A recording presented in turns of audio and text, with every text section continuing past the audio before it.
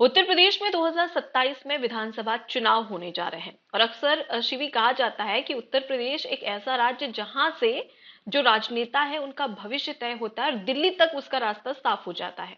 और इसी के तहत 2027 में हर एक पार्टी पूरा फोकस कर रही है यूपी पर। चाहे हम समाजवादी पार्टी की बात करें, भारतीय जनता पार्टी की बात करें, कांग्रेस की बात करें या बहुजन समाज पार्टी की। अब इन तमाम बड़ी पार्टियों के बीच में एक पार्टी की एंट्री होती है 2024 में। आजाद समाज पार्टी, जिसके चीफ है चंद्रशेखर आजाद उर्फ रावण, जो कि नगीना सीट से सांसद है। और अच्छा। 2024 में अकेले चंद्रशेखर आजाद उर्फ रावण ने एक सीट जीती थी उत्तर प्रदेश की, नगीना की। लेकिन वहीं पर अगर हम बात करें मायावती की, बहुजन समाज पार्टी की, तो वो काफी ज्यादा एक्टिव थी और 4 बार उत्तर प्रदेश की सीएम रह चुकी है। उसके बावजूद भी 2024 में उनकी एक भी सीटें नहीं आती है। लेकिन अब मायावती कम बैक कर रही है, तमाम रणनीतियां बनाई जा रही है। और अभी हाल ही में अगर शिवी बात करें तो उनके भतीजे हैं आकाश आनंद, उन्हें एक बड़ी रिस्पॉन्सिबिलिटी दी है, मुख्य राष्ट्रीय समन्वयक है। और इसके तहत उन्हें यह जिम्मेदारी दी है कि भाई तुम 75 जिले जो उत्तर प्रदेश के हैं वहां पर जाओ, हम्म। लोगों से मिलो, कार्यकर्ता से संवाद करो। और जो पार्टी, जो दूसरी पार्टी के जो दिग्गज नेता है, उन्हें अपनी पार्टी में सदस्यता दिलवाओ। ये तमाम जो जिम्मेदारी है वो आकाश आनंद को दी है। अब इससे वहीं दूसरी ओर अगर देखा जाए तो चंद्रशेखर आजाद उर्फ रावण, वो भी लगातार उत्तर प्रदेश की राजनीति में पूरा फोकस कर रहे हैं। दोनों में इसलिए कंपेयर किया जा रहा है, हालांकि कंपैरिजन तो नहीं होता है क्योंकि मायावती 4 बार की सीएम रह चुकी है, लेकिन फिर भी इन दोनों ही पार्टी का जो मेन फोकस है वो दलित वोट बैंक पर है। अब ऐसे में आपको उत्तर प्रदेश की राजनीति में क्या लग रहा है कि जनता की पसंद कौन हो सकता है इन दोनों पार्टियों में से दलित वोट बैंक के लिए? मुझे ऐसा लगता है कि मायावती ने इधर एक मास्टर स्ट्रोक खेला था, क्योंकि थोड़े टाइम पहले वो आई थी और जहाँ पे उन्होंने जनता को एक चीज बोली थी कि देखिए, जो आपके सपा के जो चीफ है अखिलेश यादव, उनके हम्म। खिलाफ काफी हद तक बात की थी कि उन्होंने गुंडा राज लाया था यूपी के अंदर, और योगी आदित्यनाथ की तारीफ की थी। तो बहुत हम्म। ज्यादा चांसेस है कि योगी आदित्यनाथ की तारीफ करने के लिए और उनके तरफ जो इंक्लाइनेशन उनका रहा है, उस बेसिस पर जिस जो स्ट्रैटेजी इस बार मायावती अपना रही है, क्या पता उनको हिंदुओं का वोट मिल सके, क्योंकि दलित वोटर बैंक तो बिल्कुल ही शिफ्ट होगा ही होगा, आप कितना भी कर लीजिए बीएसपी को, क्योंकि दलितों का तो भरोसा बीएसपी से बहुत पहले ही छूट गया।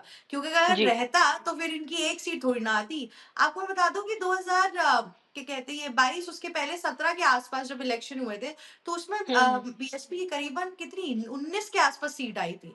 और इतना हम्म। बड़ा डिक्लाइन आना ये बहुत बड़ी चीज है। तो ऑब्वियस सी बात है कि इनके पास ना अब माइनॉरिटी बेसिस पे ना मुस्लिमों का वोट रह गया है, क्योंकि वो भी हाफ शिफ्ट हो जाएगा। हैदराबाद से फिर आपके ओवैसी साहब भी आ जाएंगे, वो भी यहाँ पर आ जाएंगे, तो उधर भी शिफ्ट हो जाएगा। तो यहाँ पे बहुत मुश्किल है ये कहना कि मायावती को मिल भी सकता है, नहीं भी मिल सकता है। अगर मायावती को इस बार वोट मिला, तो ये भी हो सकता है कि वो बीजेपी के साथ ही योगी आदित्यनाथ की अच्छी बातचीत, मतलब उनके साथ अच्छी बातचीत बना के रख रही थी, इसलिए मिल सकता है। बट ऑपोजिशन में क्लियरली बैठ के मिलना बहुत ज्यादा मुश्किल है। दूसरी ओर चंद्रशेखर का ये है कि वो नया उभरता हुआ चेहरा है। उसके पहले भी हम्म। कभी वो एक इंडिविजुअल प्लेयर की तरह सामने नहीं आ पाए, तो दलितों के पास एक नया इंडिविजुअल चेहरा हमेशा से ही सहारा जाता है।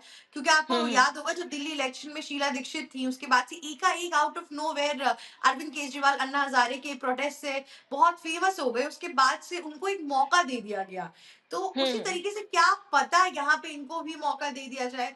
ये है कि सीट्स तो इतनी नहीं आएंगी, पर फिर भी एक तरीके से अगर 6-7 सीट्स भी आ गई तो भी बड़ी चीज है। कहाँ 0 सीट्स, कहाँ 6-7 सीट्स, इतना ही लग रहा है मुझे इस बार आना। पर बीएसपी का इस बार पूरा, मतलब उन्होंने कुछ ढंग का किया नहीं। बस उनके जो भतीजे की लॉन्चिंग हुई थी, उसके बाद से भी आपने देखा कहीं बहुत एक्टिव वो रहे नहीं, ना इतना कोई जी। बात की, ना सामने दिख नहीं रहे थे वो।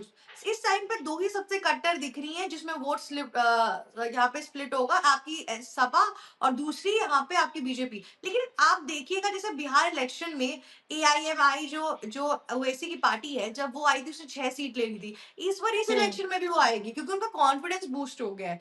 तो यहाँ पे ये भी एक मेजर क्राइटेरिया खेल सकती बिल्कुल, है। मतलब कि बाकी साफ ये कहा जा सकता है कि बीजेपी, कांग्रेस, सपा, बहुजन समाज पार्टी, आजाद, चंद्रशेखर आजाद की पार्टी आजाद समाज पार्टी, और उसके बाद में अब एंट्री हो चुकी है एआईएमआईएम की। मतलब साफ है कि बिहार और महाराष्ट्र के बाद में पूरा फोकस होगा यहाँ पर एग्जैक्टली यूपी में। एआईएमआईएम का उत्तर प्रदेश में। मतलब एक बड़ा टकराव उत्तर प्रदेश के 2027 के विधानसभा चुनाव में देखने को मिलेगा। लेकिन जैसे आपने भी कहा कि उतना कुछ मायावती कुछ खास कमाल नहीं कर पाई है अभी तक और आगे भी नहीं कर पाएगी।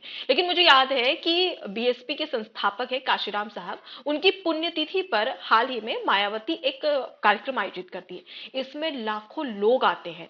उससे एक बार फिर से जब कहते हैं ना कि किसी भी राजनेता की जनसभा में अगर लाखों लोग करोड़ों लोग जुड़ते हैं, तो उससे अंदाजा लगाया जा सकता है कि उन्हें कितना भारी जनसमर्थन मिलेगा। और इसी के तहत हम्म। मायावती की जो ये सभा रहती है उसमें लाखों लोग आते हैं, जिसके बाद में फिर से आवाज उठने लगी कि अब मायावती कमबैक करने जा रही है। हम देखें 2024 में जब लोकसभा चुनाव हुआ था तो मायावती की 0 सीट आई थी। फिर उसके बाद में जब उससे पहले भी तो 2022 में जब विधानसभा उत्तर प्रदेश में हुआ था तो मायावती की केवल 1 सीट आई थी। मुझे याद है 2007 में 206 सीटें मायावती की आई थी उत्तर प्रदेश में, और वो सीधे 2022 आते आते 1 सीट पर सिमट गई। लेकिन फिलहाल के दिनों में जिस तरीके से मायावती रणनीति बना रही है, और हम इसे इग्नोर नहीं कर सकते कि मायावती की उत्तर प्रदेश में अभी भी काफी बड़ी भूमिका है, और अभी अभी भी वो लीड करती है कहीं ना कहीं। क्योंकि मायावती ने एक स्टेटमेंट दिया था कि उत्तर प्रदेश के 2027 के विधानसभा चुनाव में हम किसी भी बड़ी हम्म। पार्टी से गठबंधन नहीं करेंगे, चाहे वो बीजेपी हो, कांग्रेस हो या सपा हो। जिसके बाद में तरह तरह की मीडिया में बातें फैलने लगी, जिसके बाद में मायावती ने साफ कह दिया था कि जो छोटे दल है उनसे गठबंधन का हम सोच सकते हैं, लेकिन बड़े दलों से गठबंधन नहीं करेंगे। जिसके बाद में उत्तर प्रदेश में चर्चा होने लगी कि भाई मायावती का सपोर्ट फिर किसे मिलेगा। मतलब अगर चर्चा हो रही है तो कहीं ना कहीं उत्तर प्रदेश की राजनीति में मायावती तवज्जो रखती है। लेकिन सबसे बड़ी बात कि क्या रखती तो है चंद्रशेखर ही। आजाद उर्फ रावण मायावती को टक्कर भी दे पाते हैं या नहीं? जी। टक्कर तो आपने बहुत मतलब नेक टू नेक कंपटीशन है। देखिए मायावती पुरानी बहुत ही बड़ी वरिष्ठ नेता रही है यूपी की, पर वही जी। बात है कि इस बार जिस हिसाब से उन्होंने कम बैक किया, आप सही बोल रही हैं, क्या पता लाखों लोग आएंगे। पर आपने एक चीज देखी होगी बिहार इलेक्शन के अंदर, जो राहुल गांधी तेजस्वी यादव के समेत जब भी सम्मेलन में आते थे, या इनफैक्ट राहुल गांधी भी जब सम्मेलन रखते थे, लाखों लोग आते थे। उसके बावजूद भी कांग्रेस पार्टी की करीबन 5 सीट्स आई थी हम्म। पूरे बिहार इलेक्शन के अंदर, 5 या 6 सीट्स। तो हम्म। लाखों लोग की गैदरिंग में ये भी होता है ना कि जैसे ये जो लोगों की गैदरिंग होती है, इसमें बहुत चीजों का लालच दे के भी लोगों को बुला दिया जाता है। इससे हम ये आंकलन नहीं कर सकते, क्योंकि जिस हिसाब से कांग्रेस को बाहरी मात्रा के अंदर एकदम धूल चटाई जा रही है हर इलेक्शन में, उस हिसाब से हम्म। अगर मायावती को इस टाइम पे लेकर रखा जाए तो बड़ा मुश्किल सा लग रहा है मुझे यहाँ पे। पर ये भी है कि क्या पता दलितों को फिर से याद आ गई हो, लगा हो कि अब अगर वो बीजेपी की सरकार में इतने खुश ना हो, उनको लग रहा है कि आप यहाँ पे हमारे अपने रिप्रेजेंटेटिव होने चाहिए। कहते हैं ना कि उस एरिया के जो लीडर्स बने वो हमारे दलित वोट लीडर्स बने, तो उसमें वो जीत सकती है। लेकिन फिर भी मुझे यहाँ पे लग रहा है कि चंद्रशेखर भी इस बार अच्छा वोट काट सकते हैं इनका। अगर इनको 10% वोट भी मिल रहा है दलितों का, तो उसमें भी मुझे लग रहा है कम से कम 3 से 4% वो काट सकते हैं। क्योंकि जी। उनका जो इस बार फिर भी मायावती तो अपने वाइड स्केल पे आ रही है, उनके पास पैसा है, नाम है, सब कुछ है। पर चंद्रशेखर आजाद का ये है कि बड़ा ग्राउंड लेवल पे जा रहे हैं, और एंड में इलेक्शन वही जीतता है जो ग्राउंड लेवल पे जाता है। क्योंकि ओवैसी ने भी सेम चीज बिहार के अंदर की थी। उन्होंने कोई बहुत बड़े कैंपेन्स नहीं रखे, पर जो जो एरिया वो हिट कर रहे थे उधर वो खुद जा रहे थे, बात करते थे, ग्राउंड लेवल चीजें चल रही थी। दिखावटी नहीं था, लेकिन लोगों को इम्पैक्ट दिख रहा था, लोगों तक बात पहुंच रही थी, तो वो बाजी मार गए। सिमिलर वे में क्या बिल्कुल। पता चंद्रशेखर आजाद भी मार जाए। बिल्कुल। लेकिन शिवे अगर बात करें मायावती की, तो मायावती उत्तर प्रदेश में 4 बार की सीएम रह चुकी है और उनको इग्नोर नहीं किया जा सकता।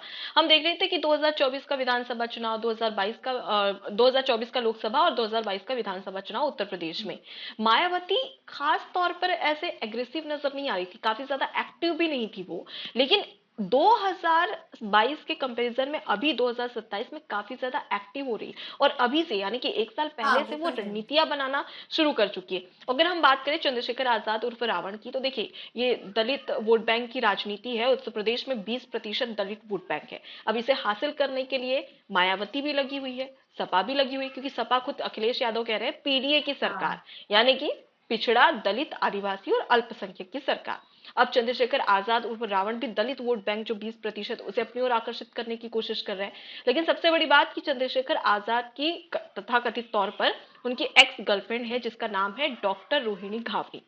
अब वो लगातार चंद्रशेखर आजाद पर कई गंभीर आरोप लगा चुकी हैं। यहाँ तक कि उन्होंने हाल ही में एक रिकॉर्डिंग भी सोशल मीडिया पर डाली थी, जिसमें चंद्रशेखर आजाद जो पहले उनसे बात करते थे, तो उस समय उन्होंने मायावती को लेकर कुछ आपत्तिजनक चीजें कही थी, जिसके बाद में चंद्रशेखर आजाद काफी ज्यादा ट्रॉल हुए थे। लेकिन अभी अगर फिलहाल की स्थिति में देखा जाए, तो हुँ। मायावती ने चंद्रशेखर आजाद उर्फ रावण की काट के लिए यहाँ पर आकाश आनंद अपने भतीजे को सामने कर दिया और कह दिया है कि भाई तुम अभी से जाओ, भले ही 1 साल हो अभी चुनाव के लिए 2027 में हो, लेकिन अभी से 75 जिले यूपी के, जहां पर जगह जगह पर जाकर धरातल स्तर पर, जमीनी स्तर पर लोगों से जुड़ो, कार्यकर्ता से जुड़ो, एग्ज़ैक्टली। ताकि उनका जो कॉन्फिडेंस है वो बूस्ट किया जा सके। यहाँ पे देख सकते हैं, लेकिन वही है ना कि अभी मायावती वापस से आ रही है, काफ़ी अच्छा इस बार प्ले गेम भी कर रही है। लेकिन हमें बस ये लग रहा है कि इस बार वो अपने उत्तराधिकारी आशुतोष आनंद को अगर सामने ला के रख रही है, तो लोगों का सिमिलर कॉन्फिडेंस उसके अंदर आना बहुत बड़ी चीज़ है।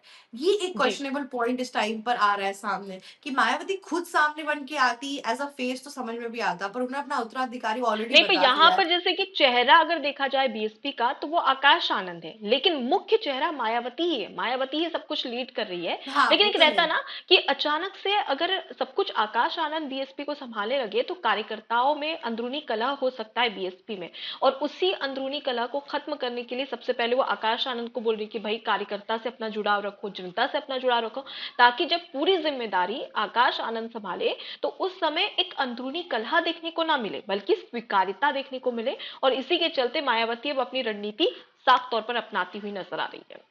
ABC Hindi news. आज ही जुड़िए हर खबर के साथ